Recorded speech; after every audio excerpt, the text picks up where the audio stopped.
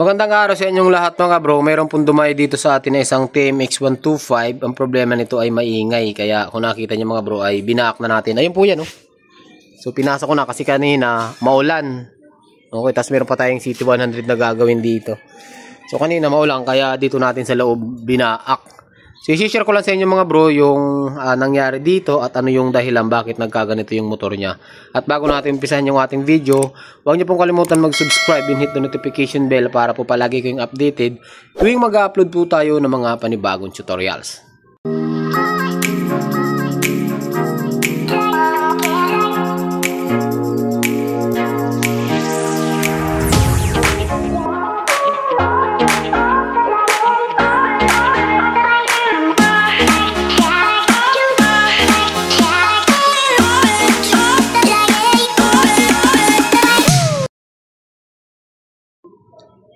Ito na yun mga bro, yung makina ni Brad. Ayan, ni Brother. So kanina pa to ditong umaga, bali kakagising lang natin. So ano ba yung problema nito mga bro? Ano?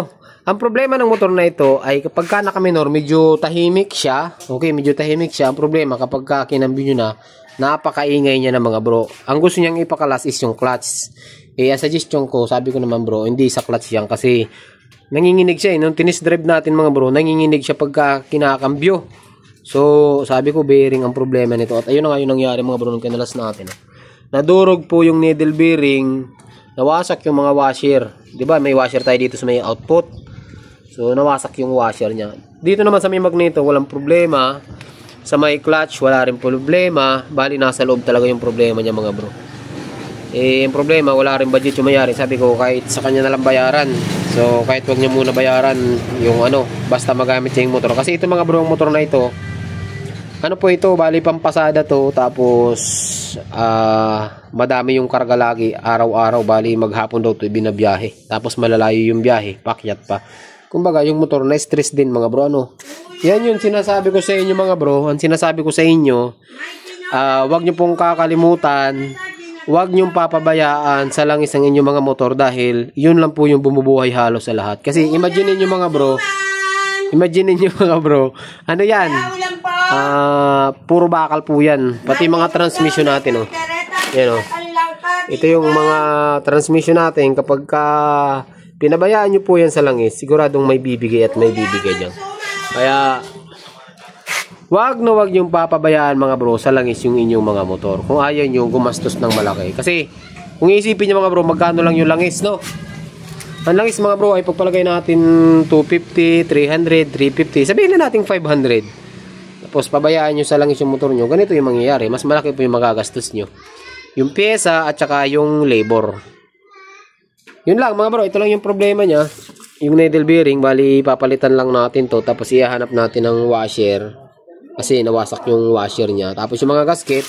Bagong gawa nga daw ito mga bro. Ayun o. Kumbaga bagong babarin yung makina. Kasi napansin ko yung transmission dito mga bro. Yung transmission dito ay ito may bago dito eh. Ito. Yung gear na to, bago to. Ano bang gear to? Tercera, primera, segunda. Tercera mga bro. Bago siya. Tapos, ito luma naman to mga bro. Ito yung mga ganitong tama. Konti lang yan yung nakita nyo. Ito. So, wag lang yung masyadong malaki kasi ngangaw talaga yung motor na yan mga bro. Tapos, ang pagpapalit ng gear, hindi po isang piraso.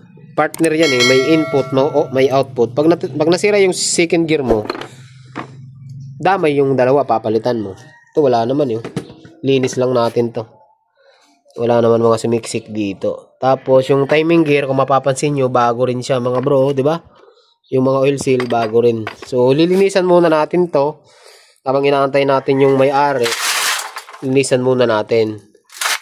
Tapos, hindi na ako siguro mga bro gagawa ng tutorial kung paano natin buuin to kasi meron naman tayong mga ibang video nito. Hanapin nyo na lang.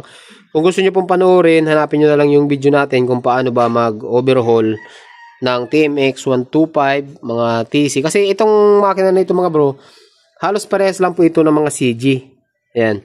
So, ayan o. Gaya nito. Ayan, yung ganyang mga makina, galing po yan sa Rossi. TC. DL, ayan, iisa lang po yan. Pares lang sila ng ng proseso or pares sila ng itsura. Actually, pwede nyo ikabit yung pyesa ng Rossi sa TMX.